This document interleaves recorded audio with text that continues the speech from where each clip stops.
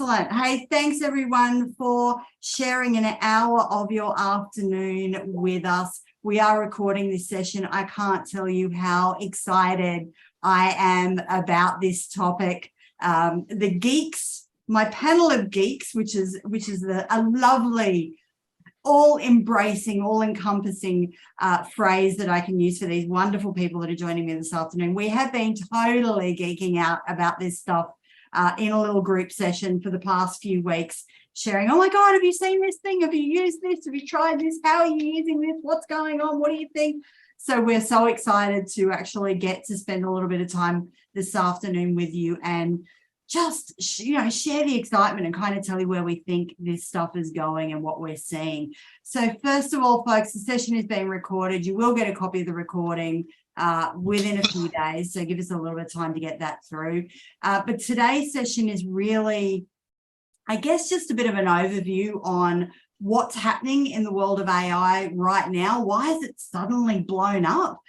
Where do we see it going? What are the pitfalls? What do we need to be mindful of? And then I will be doing a follow-up 1-hour workshop online next week. So I'll send you the link to register for that, which is the how-to. That'll be how to log in specifically to ChatGPT, because I really do think that that's the kind of entry level. That's the one that you'll get the quickest wins out of. But there are so many tools, and we'll probably be covering a lot of them today. So if you hear names flown about, you may want to have a pen and paper ready and just hang on, what was that again? Because I can tell you, we'll probably just throw names mercilessly. See, I should have had my gin before I started. And we're just going to be throwing names out at you. So I can see little messages coming through. So lovely to see everyone popping a g'day in the chat. I will be keeping an eye on that. Pop your questions through as they come to you. If we know we're going to cover what you're asking, we'll park it. And we will be answering things as we go through. So before we get started, I just want a quick acknowledgement of country. If you would like to put the country of which you are joining us from into the chat, I always love to learn where people are dialing in from. I am coming to you today from Toowoomba, which is the lands of the Yagara people, but I know we have many, many other nations and many other people with us. So welcome, and extending our respects to elders past, present, and emerging. So today I have joined with me on the couch some amazing folks, and let me take you through, and I'm going to read, so forgive me as I look down here, I'm going to read their bios because each of them have such amazing backgrounds that I just want to do them justice. So first of all is Carolyn, who's probably the easiest person to spot on the panel. The only other one, carrying the estrogen gene. So Carolyn is a multi-award-winning author, marketing consultant, and strategist with extensive experience in both tech and health industries. She has run her own dental marketing agency. She served as the head of marketing and customer experience in a large health corporation. And now she's working as a consultant for a healthcare business and for startups. So Carolyn's bringing a really unique perspective of that startup space and really what we're seeing, in health and things as well. So thank you, Carolyn, for joining us. We have Roger, who for me is in the bottom right corner. There we go. So Roger is in the ICT and security industry since the late 80s and has loved it ever since. Hacked in 2008, which made him realize that he didn't know exactly what the bad guys were up to and what they were capable of. He's written 2 books on cybersecurity, The Basics of Business Security in 2008, and Cybercrime, A Clear and Present Danger. And hopefully he'll have a new one out this year. And the other thing that Roger didn't mention in there that I will say is he's the one who teaches ADFA, our Defence Force Academy, all about what they need to know about cybersecurity. So he's my eyes and ears on the ground when it comes to security issues, scamming, and all the stuff that, horrible people get up to. We've got Matthew up in my top left corner. So Matthew's worked in the learning and development industry for the past 24 years. He helps people get their content online. He's an amazing person of particularly taking people's books and turning them into online courses. He's an avid tech fan and loves looking at what substance the shiny things help deliver to better learning experience. So thank you, Matthew, for joining us. Matthew was the one that kind of kicked off the conversation of, oh my God, have you been playing with this thing? So I blame Matthew. Steve, some of you probably know Steve. I've had him on a few of my webinars before, but Steve Jaenke is the mastermind who's been ahead of the game for over 2 decades with his deep understanding of the digital world and his passion for helping others. Steve is the go-to guy for anyone looking to level up their online presence. And congratulations, Steve. I just saw you took out another award this week for something in excellence with a website that you were working on. So well done. Another global award. Thank you. Yeah, Web Excellence Awards. There you go. Your trophy shelf will be heaving. Excellent. All right. So the point of that, folks, is you can see we've got a nice rounded panel here of folks who are specialists in different areas and really are able to tackle everything that we want to look at this afternoon. So let's start. Carolyn, we have a little clip that we might like to start this procedure to give a bit of an idea of why we're excited and what we kind of use to set this webinar up this afternoon.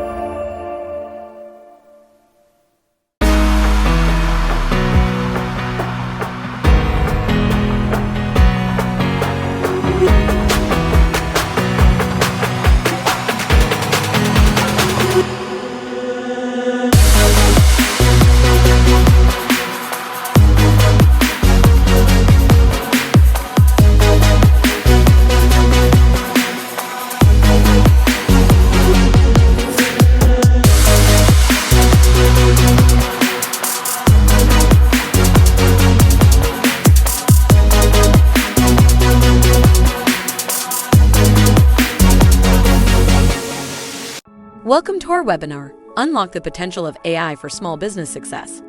Join me and our expert panel as we discuss how artificial intelligence can help drive success for small businesses.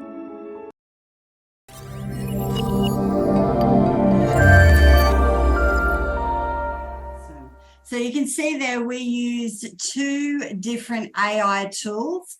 One is called ChatGPT, and it's probably the one that's getting the biggest buzz quickly. And the other one, I'm going to stumble over this word for the whole session. It's Matthew? Synthesia. Synthesia.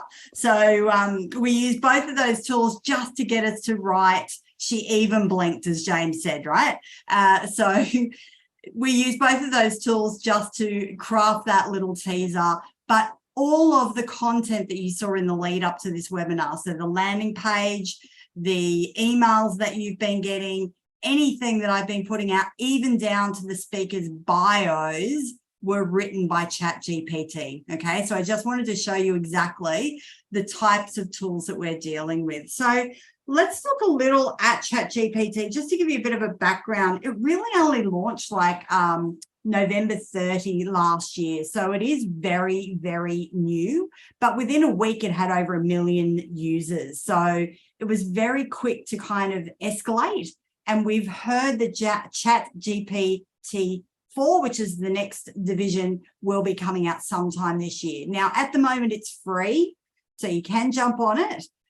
It will go to a paid version. Okay, so it was kicked off. The money behind it was with Elon Musk and Sam Altman, and I'm not quite sure who Sam is, but clearly we should be following what Sam invests in. And $1 billion, was originally put in by Microsoft. Now, Microsoft have just announced they're going to drop another $10 billion just into ChatGPT. So we can see it's got money, it's got legs, it's going to go places. So let's start having a bit of a chat about what tools are we using, what are we seeing, what are we excited about? There are so many of them out there, as we said, and ChatGPT is just one of them.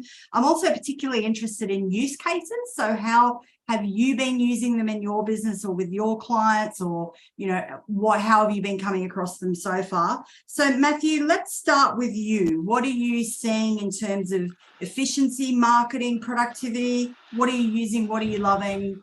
Help me out. Yeah, look, I mean, I suppose for me, one of the first tools that I've been using, and I've been using it for about 2 years now, is Synthesia. I signed up for the beta back in January 2021, and I find that's a great tool. So we're using that from a content development perspective, where we're actually using it to create some very quick, short training videos. Don't have to worry about getting an actor or voice coach in or anyone like that to do the recording. We can just quickly put some stuff together. The other way that where I've been using it is I've actually just been using the audio, and I find that being really good. Where from a content development perspective, we're developing a lot of online courses, and so often we will give a client a script and they'll approve the script, and then you give that to the voiceover artist and then they'll record it and they'll go, oh no, that doesn't sound quite right. So what I've been doing with Synthesia is I've been dropping the script into that, recording it, giving that to the client and saying, hey, this is a text to speech. We're going to get a proper person to record it, but listen to this and make sure that that is what you want it to sound. Just looking at the comment there, so Synthesia, Synthesia, just saw a comment in the chat there. So that was one of the tools that I've been using for a while. Another one that I use, which is a really cool, fun one, is Lumen 5. And Lumen 5 actually creates a video. And again, it's using AI, been around for a little while. And what Lumen 5 is I actually have it integrated with my website, and it actually, when I publish a new blog, it will go through and it will read my blog, and it will actually then create a video pulling in the keywords and the key messages that I've got in my blog, and will also try and match images up to it. So I can actually then have a really quick marketing video done in pretty much no time at all, for just putting some marketing out. So how accurate are you finding them, Matthew? Like, as you said, you've been involved with Synthesia. Good grief, I'm going to get there in the end. You've been involved with them since the beta, and Lumen 5's been around for a while. So how accurate, how robust do you find them as tools? Yeah, look, Lumen 5, still a bit of work in terms of what it does is when it's putting the video together, it matches up video imagery. It's still got a bit of work there, just picks it up, and I suppose it just depends on what it's got available in the library. Synthesia, the accuracy of Synthesia is getting so much better. And they're also changing some of the ways in which you can actually do things. Still have some issues with some words. Content is one, because it always reads it as content, because it's basically the same way. But you've now got a great tool inside Synthesia where you can actually put in the phonetic sounding of that word. And so you can actually play around with it and make it say whatever you want it to say. So that's really good. The other thing as well is that the stuff with Synthesia is getting better every day. One of the things that I'm actually excited about is I'm actually looking at getting my own face done as a Synthesia avatar. And then I'm also looking at doing an integration with another AI tool called Descript Overdub, which is run by a platform called Lyrebird AI. And I can actually have an integration with Synthesia and Descript. And so I can record my voice through Descript. I can record my face in Synthesia, and effectively I can then create videos of myself talking using Synthesia. So then I can actually do some more marketing stuff. And then if I was actually then to tap that into my CRM, I can then actually personalize that. So I can actually have a video going, hi Tracy, that would send out attached to an email. So that's some of the stuff that I'm looking forward to with the future there. And you've made me think, I'm just going to launch a poll that I've got now, because you mentioned a few tools there like Descript and Lumen that have been around for a while. So I'm interested to know from everyone on the call, are you using AI tools now? You know, Grammarly is an AI tool. So I'm just interested to know, what are you thinking? So we've got there, Grammarly is coming through. ChatGPT, a few people have played with. So we've got, yes, okay, excellent. So the vast majority of you all on the call have at least played with the AI tools, which is fantastic. And I've managed to launch all the questions at once. So go the digital guide instead of doing one at a time. You know, you've seen all the questions now. We've just ruined myself. So the first question, overwhelming response, 61% of you have been playing with AI tools. So that's fantastic. One of the things, Matthew, that you just mentioned there, I'm going to throw to Roger, because when you mentioned this to me the other day, my spidey senses went off. And that was, I want to turn myself into a Synthesia avatar. Roger, you're our resident security guru. And you've got the whole thing going on.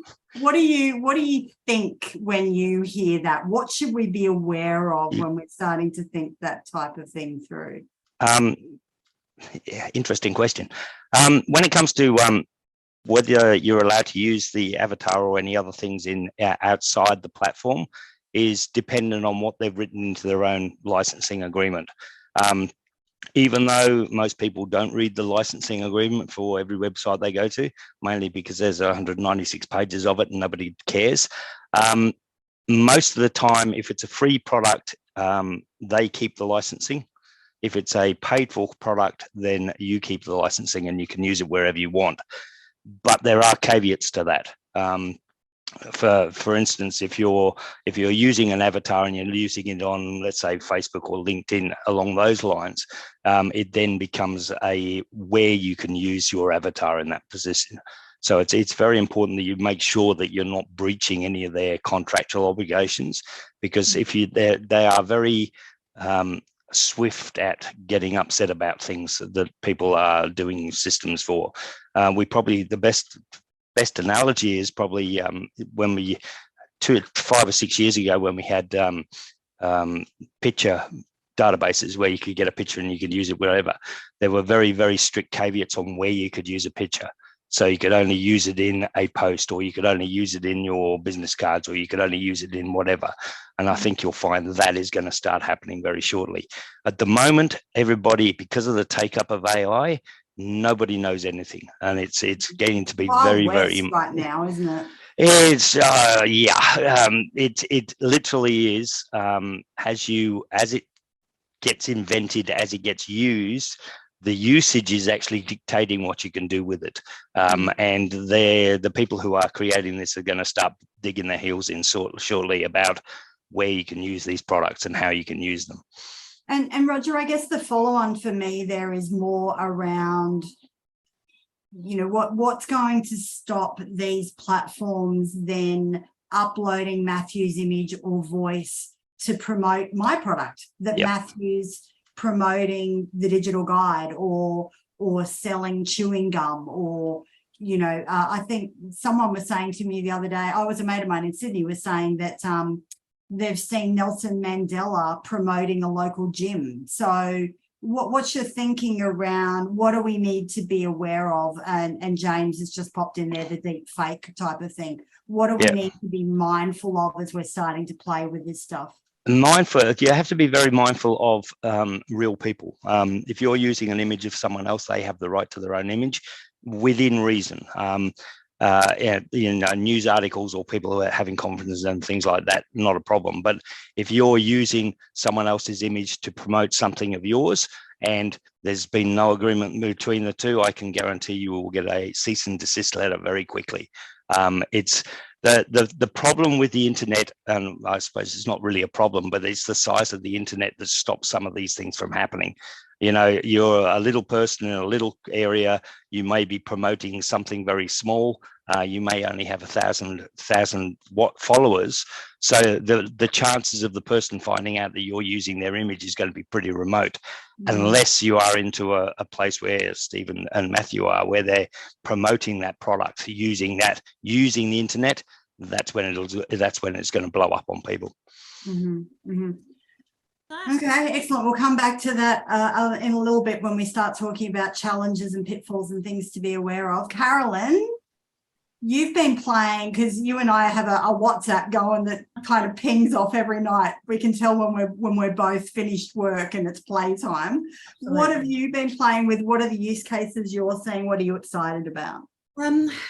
So for me, I've been using, same as Matthew, I've been using some for a number of years. So Grammarly being one, and Otter AI, which the name is Otter AI, and I only kind of twigged in the last 2 months. It's like, oh wow, it is actually AI. So Otter is an amazing tool if you're like me and you can talk faster than you can type, or you're having lots of meetings and you want somebody to take some notes. You can literally just talk into Otter AI and it will transcribe, and then you can play it back, and you can play it back at double speed, and you can edit it. Just an amazing tool, and I've been using it for years.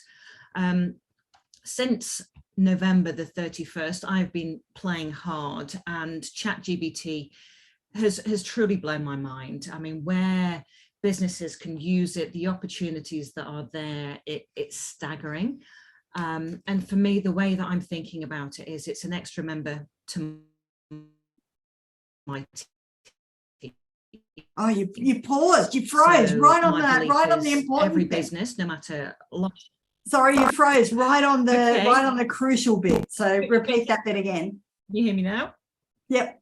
Where did I freeze on?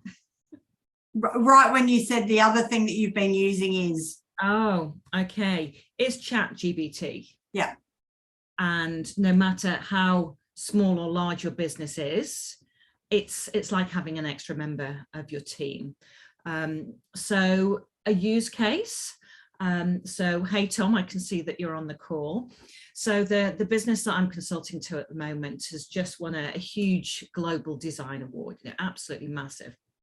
And so obviously, in the good old days, you'd want to write a PR release. You'd want to write a blog post. You'd want to write EDMs to your customers, to your partners. You'd want to put out comms on all of your social media channels with all of the voices of all the different members of your team. So from the business, from the founder, from the team members.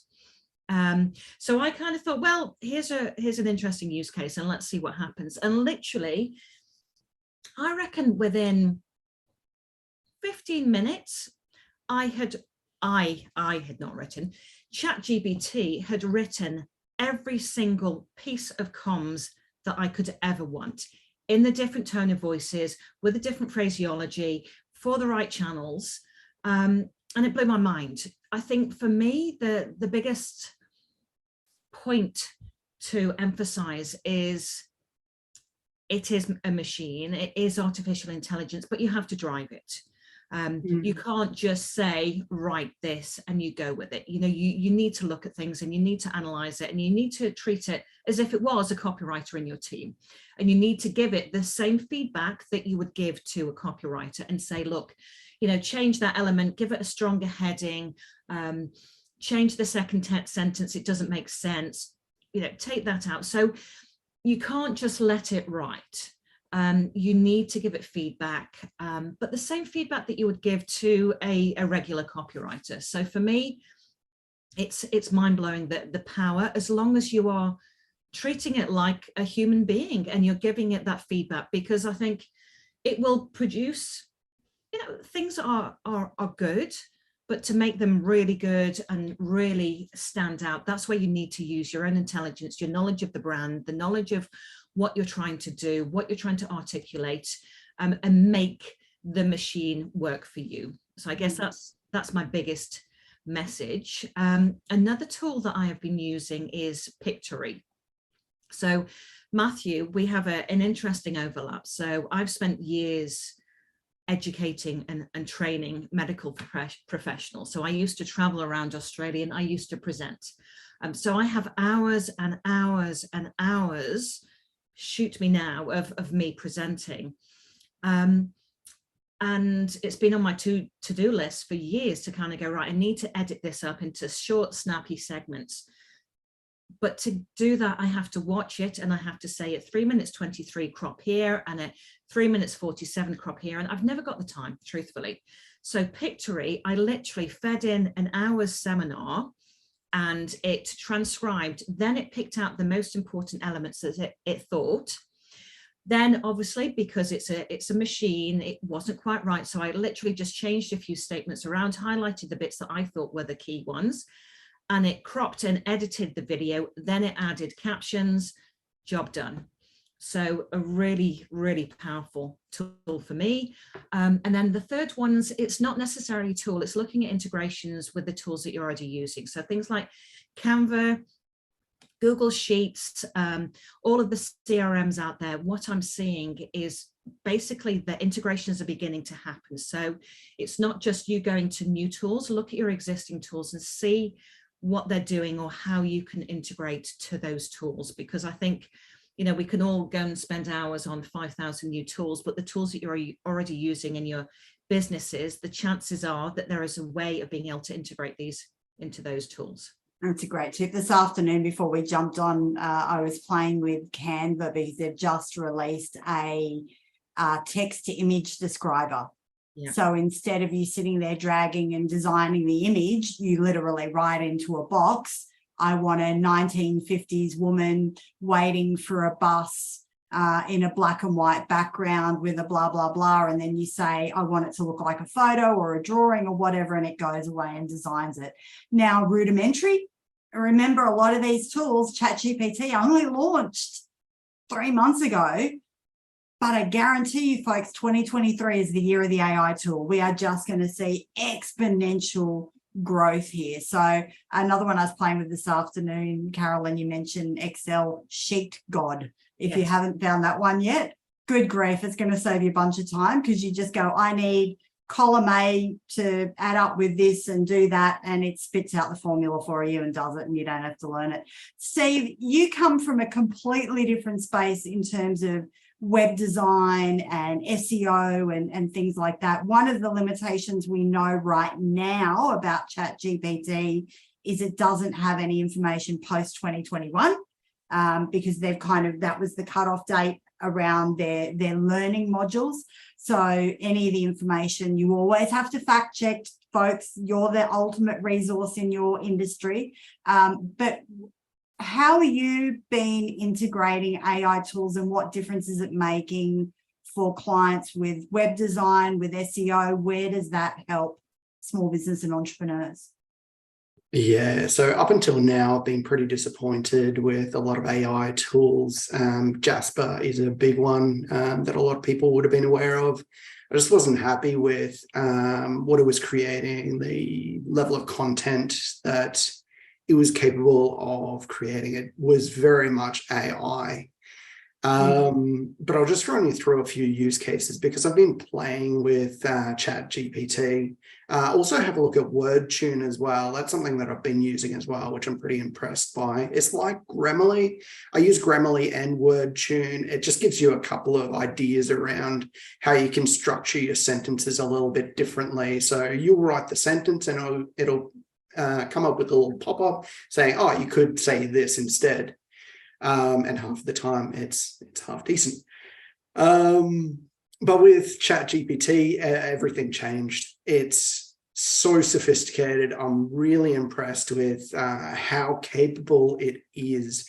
So one of the things that I was playing with was I said, I want 5 business ideas. And so it went through and gave me the 5 business ideas. And I said, okay, how can, and the business ideas were, you can create like a caramel ice cream stall, which I thought, oh, that's pretty rubbish. And then you could create a online pet platform where it's got all of these pet sitting platform. It's got all of these pet sitters that can jump on there and create the platform. And I thought that was pretty good. There were 3 others, but I can't remember. And we probably don't have time anyway to go through all of them.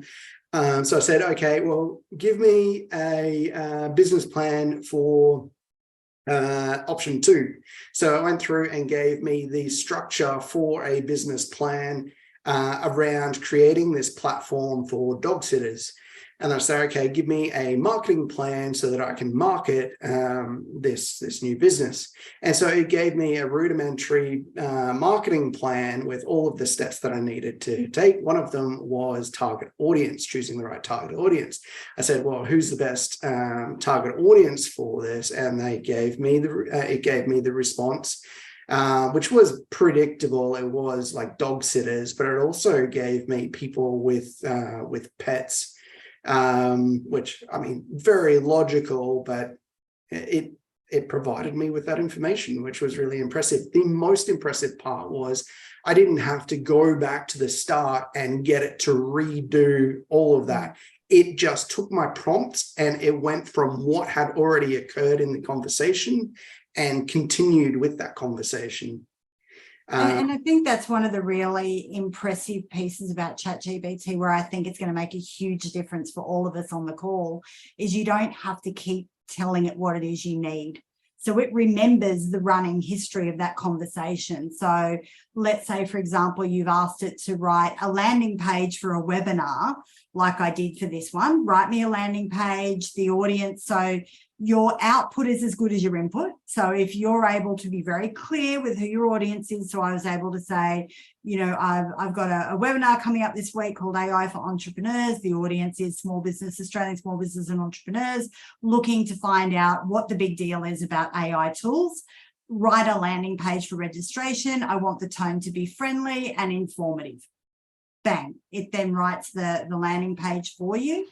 Then you can say, turn that into an email that will go with the registration, and it will do that. You don't have to say, I'm running a webinar on AI for entrepreneurs. You just continue the conversation as if you and I were chatting. So you can really build on that. You can then say, ask it to write something in Aussie slang, because it's kind of hilarious. It comes back sounding like Steve Irwin. So, you know, you've got to tell it to tone itself down every now and again. But I think that's one of the biggest things for me, where I had that light bulb moment of, this is now a game changer for small business. This is where it now starts saving time, because it's learning. As you're typing, it's learning your tone, it's learning your email sign-offs, it's learning the way that you speak, and it's then integrating that into additional correspondence and parameters that you're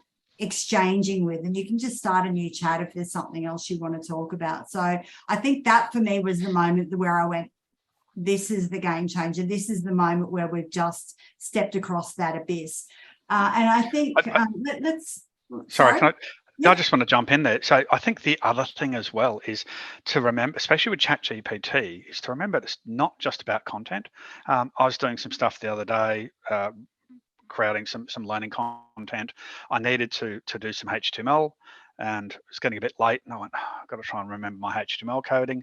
And I just went into ChatGPT and said, write me the code for this, and bang, there away, it wrote the code. I copied it, pasted it into the into the platform, and away I went. So it's not just marketing content. It's just not. There's other functional pieces it can do that is really powerful. And that's a great reminder, Matthew. Roger and I were talking the other day about creating business processes. Yep. You know, I literally went in the other day and said, you know, create a business process for a VA who, you know, checks admin and calendar, and okay, so expand on point 2, and it would expand on in point 2. So it is really children's stories, recipes, like the thing is kind of endless. Roger, I think you were going to say something. Yeah, well, it's quite funny. My first introduction was for ChatGPT was one of my programmers came into me and he said, I've been working on this program for the last 8.5 hours. And he said, this is the product and this is what it produces. And I did this in ChatGPT in 15 minutes. And I went, holy shit. Yes, it needs to be massaged and you have to know how the programming languages work. But the content that it produced was just significantly better than anything I've expected to see. We could then take that product, which was written in Python, and now put it into PowerShell, which is another totally different language, did the same thing on 2 different computer systems. Now, to me, that just literally freed up 3 of my guys. I can now use them for a lot better and a lot more functionality within my business just by having that capability. And I was really impressed. And this was 15 days after ChatGPT had been launched, and I hadn't heard anything about it. But one of my guys had been working with it. And as you said, as long as you know what the criteria of what you're asking it, and there's an old adage, you know, the beauty is in asking the right questions. You ask it the right questions and you will get the things that you need out of it. And I was really, really impressed at that level because it literally does blow it all away. One of the questions, Roger, that we've just had in the chat, and it's a great segue. So thank you, Seahorse Diamond Beach. I think we must have like all of the hippies have joined us today, because I think Seahorse Diamond Beach is now my favorite hippie name. It's better than Moonbeam, Sunshine, so it's great. Does it store the information forever? It's Diane. Hello, Diane. Does it store the information forever or just for the conversation? So that's a nice segue, because this is a concern that people have around using AI tools. You know, what happens with your data? How does that work? Roger, talk us through what we know about these AI tools now. Most of this information, we always have to go back to, if it's free, you are the product, which means that we are actually feeding the system at the moment. GPT-3 going to GPT-4 later on this year is an exponential increase in what the capability is going to be, to the point of it's something like 500, 600 times better. And that is going to be a significant change in what goes on. They haven't actually released any information about what happens to the conversations and the chats about what is going on. It's still very important that you keep your own IP under control. The only reason as I said, we've got a programming arm, but we don't write software. We write code to do certain things. And that is then, because it's a universal environment, it doesn't worry us about getting some of that information stolen anyway. What we are worried about is if we are doing malware creation, malware system management type components, we try to restrict the information that goes into ChatGPT at that level. The only reason one of the things we're seeing, right? We are now reading about malware is being created by it and released to the created by it. So yeah, it's one of the things that came out about 2 weeks ago. Is there was an AI created code bank that was created that produced malware that was released to the internet and can be used by anybody as long as they can know where to find it. That is going to be a huge problem, because what it does is it's now for my industry and my the bad guys, it gives them the capability to make themselves look a lot more real, and also have a product that they can quite happily cause problems for us outside everything else. We are going to see an exponential rise in cybercrime across the board because of chat. And that's something we've just got to keep in mind when we're looking at it. We're already seeing some of the changes in the scamming emails that are coming out. They are being significantly improved. We don't have the spelling mistakes anymore. We don't have that translation problem anymore. And that's going to start hammering us as well. So all of these components are really going to start having an impact on us as well. Yes, it's a great tool, but you've got to remember that they have access to the tool as well. So yeah. And Diane, the only other thing I would say is I wouldn't be prepared to put anything into ChatGPT that I wouldn't be putting on Facebook, LinkedIn, or Google. You know, as long as you're prepared to put it out to that public domain, that's kind of the way that I see it. So if you're generating a blog, an email, a business procedure, that type of thing, to me, they're things that everybody generates in business. But please do be mindful of your IP. Anyone else got anything on the security implications before we move on? Steve, I want to go to you. I'm interested, one of the big ruckuses around particularly ChatGPT, but it's also around the Synthesia and the image generators, is this duplication of content and taking away from artists. And tell us from, you're a Google god. You know a lot about the metaverse. That's your space. What's Google's play in this? I mean, Microsoft are dumping another 10 billion just into ChatGPT. Google have had their own assistant for a while that they've been working in the background. We know that plagiarism is a huge thing with ChatGPT, and I'll tell you in a moment how we can overcome that. But what's your thinking around Google's take on AI content? What do we need to be aware of in that regard? Yeah, so I don't think that Google's really that worried in terms of ChatGPT coming in and Microsoft becoming the next big player. They have their own AI. Just because it's not forward facing and you can't use it specifically. I mean, you can, you just go and do a Google search and it'll present you with the results from that AI. 2019, they released MUM, which is an acronym which nobody cares about. But it basically allows them to read content and understand the intent behind that search. So they do have really sophisticated AI already. It's just ChatGPT is something that's blowing up at the moment because we can use it as end users, as people, and go in and play with it.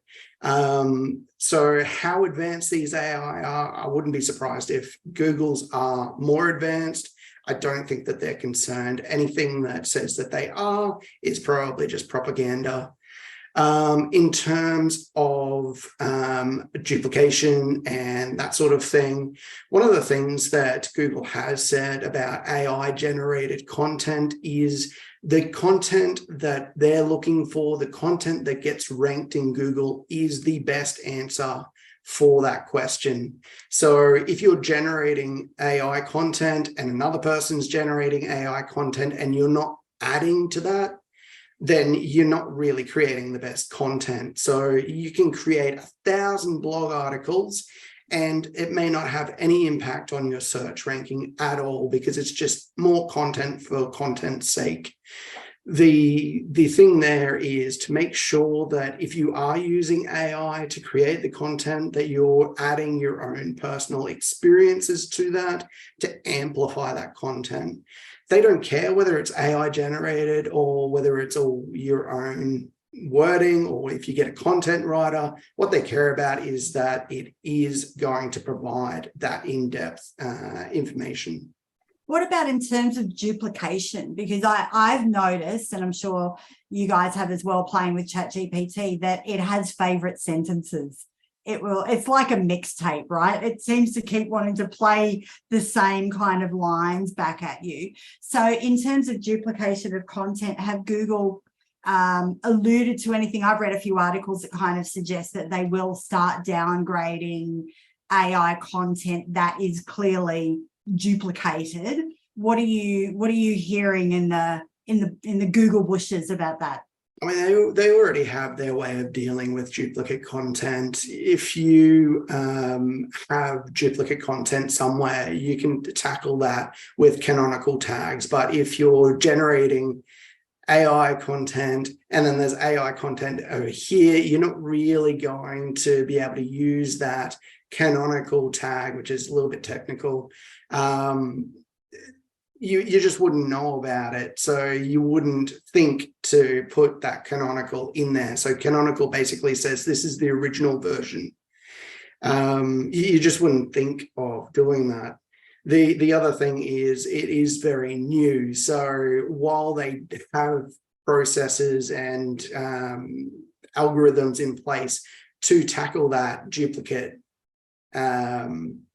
in terms of content writers that have produced duplicate and plagiarized content, we haven't had access to this long enough for them to really know how much people are going to use it for content or whether they're going to use it as a tool. As an idea generator, right? To ideate, yeah. So you don't have to think. Thanks for the questions, folks, coming through the chat. Loving seeing those. We'll start getting to those in a moment. The one that I want to just address now is one that Lee's popped in there about if you copy and paste and edit into a blog, how does Google know? And I think that's timely because we've all been using these tools for a while now. Now, my way around this, or my way of making it sound more like me, is I'll generate the idea and the outline in ChatGPT. I'll then throw it through Grammarly and then I'll throw it through Quillbot. So Quillbot is another AI tool that I use, which is similar to WordTune. So you can see, you're starting to see, folks, that there's a lot of different versions of this stuff coming out. And then I will just, make sure you throw your own stories in. The one thing that ChatGPT or any of these AI tools will not do for you is have your stories, Lee. right? They're not going to have your 20 years of information in your industry, your 5 years, your 6 years of stories, your little anecdotes. So by throwing that stuff in, I'm then going to be able to tell, oh, that's Lee, that's not an AI robot. But I can tell you if I'm starting to see the same, it's like the LinkedIn connection requests, right? We all get the same connection request, like suddenly there's a round of this one's working. We're going to see the same thing with emails and blogs, I guarantee it. Carolyn, what are you using to make your content sound more like you? Once you've ideated in ChatGPT, how are you giving it the Carolyn spin? I'm almost doing it the other way around as well. So there's an improve option. So I will write something and then I will put it in and say, improve this. Mm-hmm. So it's already me, and then it's just a better version of me, and it's a beautifully articulated version of me. So I'm kind of doing it both ways. I'm doing the same as you. I'm putting it through Quillbot to change it. I'm adding in my own elements, but then I will write something myself and then get it to improve it. Okay, Matthew, what about you? Yeah, so I'm using it both ways. So I'm using it probably from an IG generation, going, okay, give me the top five benefits of X, Y, and Z.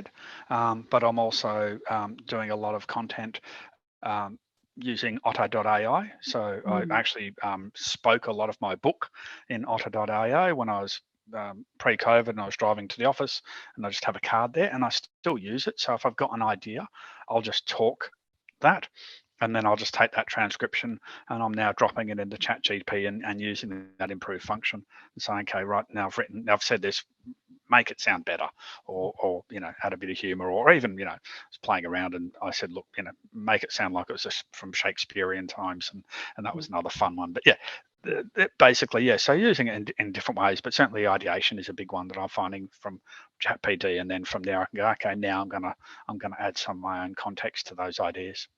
And you touched on a really important point then, Matthew, is you can actually say to ChatGPT, pretend you're the expert in, write me an article on, or write me the outline of an article on. So tell it what you want. The clearer the information, the clearer the parameters, the better the output that you'll get. I asked it to write one the other day. I said write a presentation as if I'm Steve Jobs, and it came out in the Steve Jobs sort of presenting on stage. So it was interesting. I sent one to Carolyn the other day, and if you're interested, check out my LinkedIn page, The Digital Guide. There was one that Ryan Reynolds, we all know from Deadpool, created an ad for Mint Mobile using ChatGPT, and then read it as the ad, and really quite funny. So then I went into ChatGPT and went, write me an email in the voice of Ryan Reynolds, use one joke and blah, and it did it. And I'm like, okay, this is awesome. Let's start addressing some of the questions. Any questions that you've got, folks, start loading them in, because I'm mindful of the time. We've got about 10 minutes to go. Lee's just said, imagine hosting a podcast and not even being there. So that was interesting. One of the tools I was looking at today, Lee, I think it's called Sembly, SEMBLEY. You can invite it to a Zoom meeting or a Microsoft Team meeting. It will take all of the notes. You don't even have to turn up. It will address all of the other people in the virtual room for you.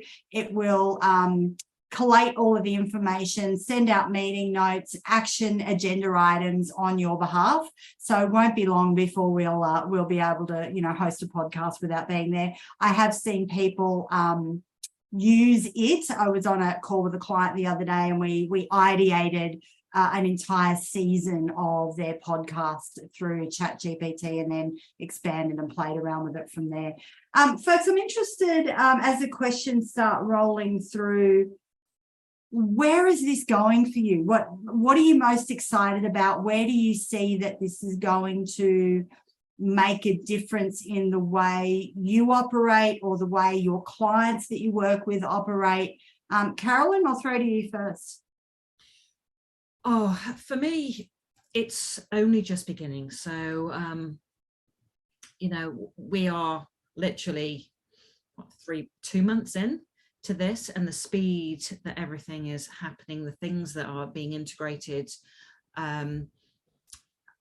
I think it's an amazing opportunity, and I find it pretty scary. A conversation I had with my son, who's 16, who's going to HSE years, and I said, look, whatever you're going to learn in the next 2 years is going to be out of date. The jobs that you're thinking about now are going to be out of date. Whatever degree you're thinking about is going to be out of date.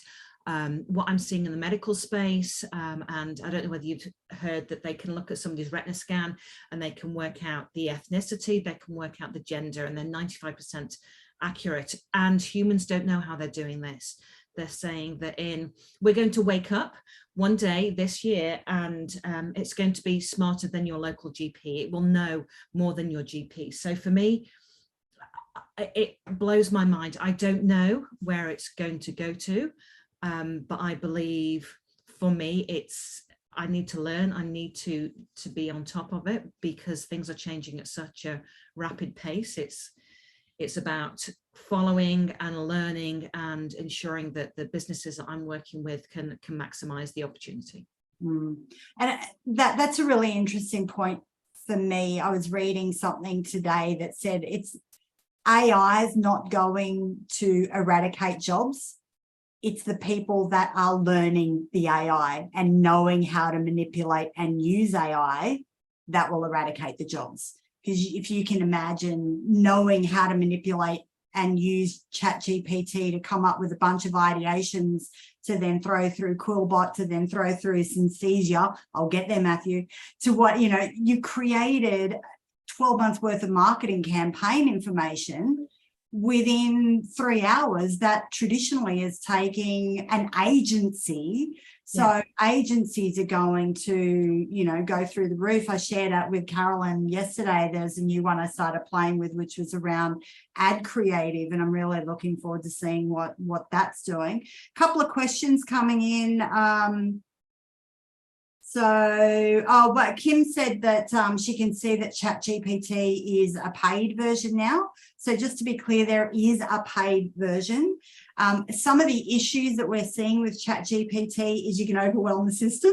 So quite often you'll get this little green line that comes up and says too many questions in an hour, and you've got to go away and kind of let it calm down, or it'll, have a bit of a hissy fit, and you need to give it a bit of a break. So the paid version suggests that you are elevated up the tree and you have access, a bit clearer access to that. So that would be why you would go to the paid access right now.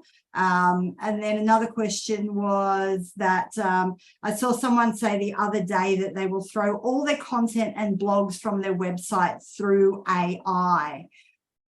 Matthew, do you have an issue with that? I mean, if it's still producing good content, and I think what we talked about before was still needing to put your own voice to it and things like that. I think if it allows you to free up a lot of time, which you can then go and spend and provide, use that time. And Roger touched on this, he's saving time so his team can do other things. I think I don't have an issue with it, but it's still, you need to still put that personal touch in there. You need to put in your stories and things like that. So you can drop all your content and create all your content in AI, but is it going to be in your voice? Is it really going to have your message, or is it going to be potentially be a little bit bland? Is it going to be touch on your brand? At this stage, it's not. It's going to get there. It's going to be a lot better with those things, but I think that doing it to save time so you can then focus on maybe providing a better service to clients is going to be a great thing. For me, Kim, it all comes back to what's your intent. For me, your client has to be at the center of everything you do. So if you're pulling blogs off your own website to freshen them up by running them through ChatGPT, have at it, because it's going to rewrite it. But you need to make sure it still sounds like you, and you need to be thinking, is this providing the best answer to that question for my client? Because otherwise you're just taking up space. Google's not going to do anything with it. Your client's not going to be impressed by it. So always put the client at the center. So learning the right prompts. So this is from Skills Education. So learning the right prompts, questions, and input will be critical. Question is, where do you learn how to maximize AI for certain task outputs? So glad you asked. I'm running a webinar about that next week. So join me. The registration will be in the email that will go out. So whether you registered through the Entrepreneurship Facilitators group, which I'm part of, I'm the Entrepreneurship Facilitator for Ipswich and so proud to be part of that launch YEP. You'll get the invite through there, or if you signed up through the digital guide, you'll get it via that email. So hang tight for that. That's another free session next week. James, g'day. James says, James is being a little writing machine at the moment. I'm so impressed with what he's generating. We've been using AI to conduct initial phone screening interviews. So James has a recruitment that kind of a little bit different to the usual recruitment. It literally asks questions in voice, listens to the response, and then digs a little deeper. It then provides us with a score of that person's competency across three areas that they're measuring. So James built this AI bot a while back. So I think it's really cool that this is now starting to come to the front. Another question from Kim, how to use it for social media management. Kim, come to the webinar next week because we're going to be talking about generating like a month's worth of content and what that looks like. Lee says, creating new content for me is a problem. Writer's blocks, times and ideas. However, so Lee has a great business down in Lennox Head, which is nobody go there. It's a horrible part of Australia, should never be visited. However, as a professional wheelie bin cleaner, my content is quite straightforward and doesn't need a lot of fact checking. All I need to do is add my own voice to the text. I've already had several blog posts written and several chapters of the book. So I saw the other day that Lee put a post out to say he kind of mapped out 10 chapters of a book and he's kind of ideated all of this stuff. So he's done some amazing things with it. How about when you're building a website? So many people don't know where to start. Kim, jump into ChatGPT and say, where would I start with if I want to build a website? You know, I want to create a website for these people. This is what I sell. This is the product or the service. Where do I start? And see what it comes up with.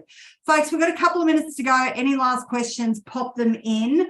I'm just going to open it up to the panel in general now, and we'll just go around. Roger, I'll start with you. Mate, where's this going as far as you can see? What's your final thoughts? What do we need to, do we need to have the brown and undies on and be scared, or are we pulling the big girl pants up and diving in? What's your thoughts? I honestly think it's a bit of both. I said something in December that literally is ChatGPT has already changed the world. It has made it possible for anybody to be an expert in any field, and that is going to change everything that we do. How the hierarchy react to that is going to be the next problem. Whether they are going to allow AI to have full control, full reign, with people just asking it questions and getting data out of it. I think Daniel Priestley put it properly, is it took the chess AI 40 days to go from doesn't know a thing about chess to being a world grandmaster. I think you're going to find that ChatGPT can do that in any subject. It depends on how you are asking the questions in that component of yours that you have access to, and the information that's coming back that you're refining to put back into it. The more you put into it, the better it's going to be.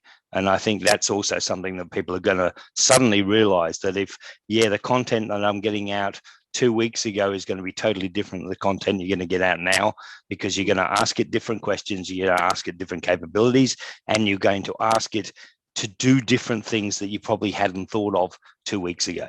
So again, this is going to change the world. For when it comes out, I think it's a case of hang on. It really is. And it's leveling up every week. Like, have you guys noticed that? Like, almost day to day, I'm going in and going, that's a different response. That's a different style. That's a different something. So one of the questions that came through there from Andrea, what platform are you using for ads?